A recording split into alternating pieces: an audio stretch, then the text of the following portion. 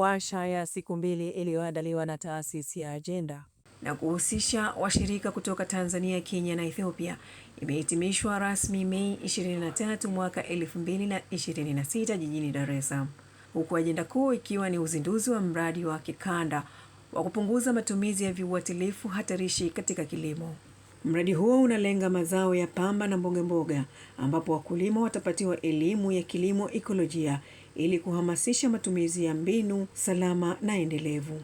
Afisa programu mkuu wa Agenda Sylvan Mng'anya amesema warsha hiyo imefikia maazimio 4 yatakayosaidia kufanikisha utekelezaji wa mradi huo. Kumalizika kwa warsha hii ya siku 2 ya kuzindua mradi huu wa kuondoa viuatilifu hatarishi katika mazingira na kuhimiza matumizi ya njia mbadala au njia salama ikihusisha agroekolojia au kilimo ekolojia.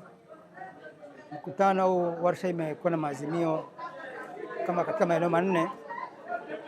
Eneo la kwanza ni kuhusu mawasiliano, kwamba kuboresha mawasiliano kati ya wadau kuhusiana na mradi wenyewe, kwa maana ya kuboresha utekelezaji wa mradi ili uweze kuwa na mafanikio yaliyokusudiwa. Kwa bila mawasiliano ya kutosha, mawasiliano yenye uhakika, mradi hauwezi kuwa na mafanikio.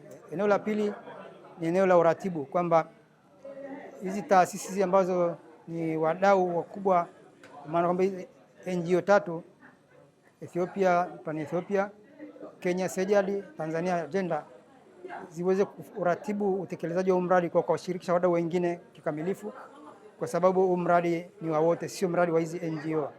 Inahusisha wadau wengine wakubwa ikiwepo serikali, mamlaka mbalimbali za serikali katika hizo nchi 3 na wadau wengine, pamoja na tafiti za elimu na tafiti, lakini pia hata vyombo vya muhimu kama vyombo vya habari.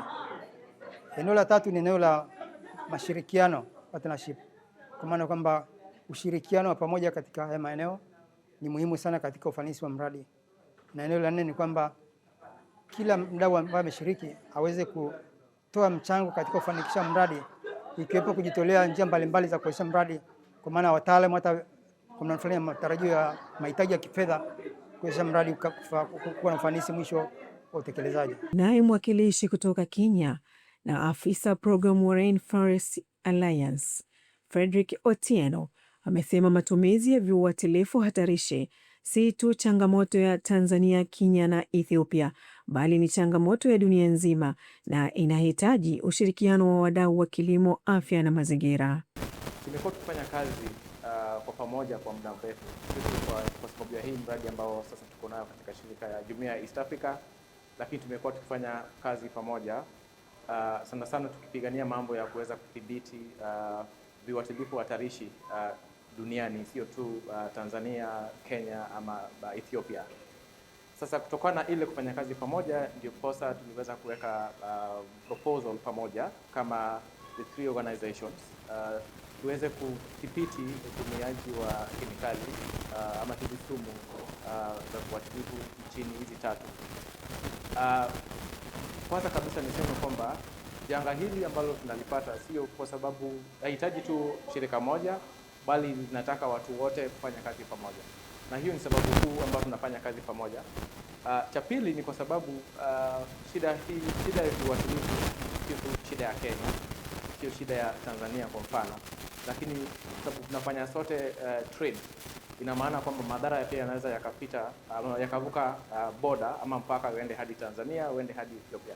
Sasa hiyo ni sababu kuu tunafanya kazi pamoja, lakini mtazamo wetu kuu kama shirika shirika hizi 3 kwamba kinachotoka kwenye mradi huu tunaweza kuionyesha kwenye nchi zingine. Kwa hivyo tunatazama kwamba iwapo tutakuwa successful Kenya, Ethiopia, Tanzania, na kwa sababu Jumuiya ya East Africa nchi zile ukiangalia ni same in terms of jinsi ambavyo tunatumia mimea tunayokuza, viuatilifu tunayotumia, kwamba tunatamani kwamba ile success ya huu mradi ukaweza kuonyeshwa pia kwa nchi zingine za Jumuiya ya East Africa na kwa Afrika nzima na pia nje ya Afrika. Kwa hivyo tunatamania kwamba mradi utaweza kuhusisha wadau wote. Ukiangalia wakulima, wale watu wanaotengeneza hivi viuatilifu, kwa mfano zile ministries mbalimbali, kwa mfano health, environment, trade, agriculture na wadau wote. Kwa hivyo na maana yake nilivyosema kwamba hili janga tunahitaji kila mmoja wetu ndio tuweze kusuluhisha. Sasa kwenye kongamano hili ambalo tumekuwa nayo siku mbili, ya muhimu kwangu nadhani kwamba ninachopata kutoka hapa kwamba tulisikiliza kutoka kwa wadau wengi ambao walikuja kwenye mkutano huu kwamba huu mradi ni wao.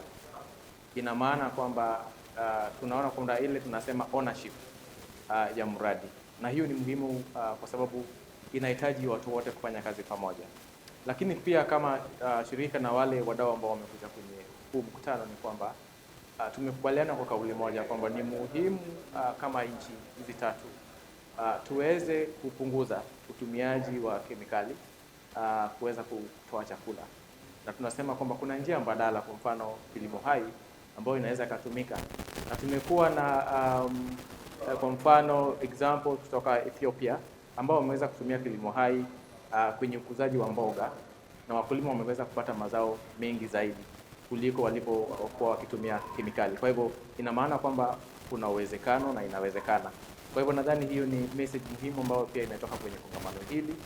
Lakini pia cha tatu ni kwamba kuna ile ushirikiano wa karibu ambao unahitajika ndio mradi uweze kuwa successful. Tunahitaji kwamba Ministries of Health, Environment, Agriculture na wadau wote waweze kufanya kazi pamoja.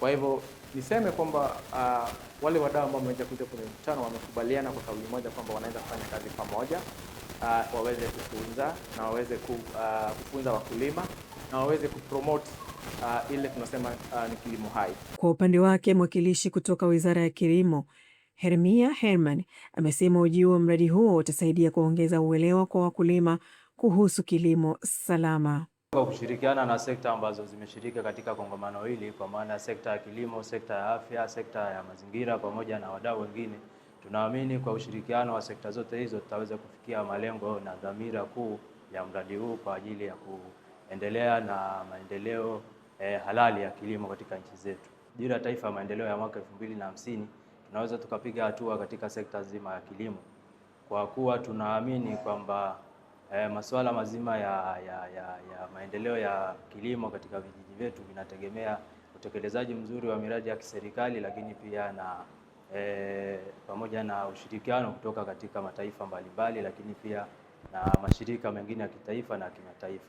Kwa maana hiyo, kiukweli tumepokea mradi huu na tunaamini utaleta matokeo chanya katika maendeleo ya sekta nchini mwetu, lakini pia kwa nchi zingine ambazo huu mradi unatekelezwa. Mradi huu umetekelezwa na Taasisi ya Ajenda kutoka Tanzania, Pan Africa kutoka Ethiopia na CIGED kutoka Kenya kwa ushirikiano wa Pan International pamoja na Rainforest Alliance, ukifadhiliwa na GFC Fund chini ya UNEP.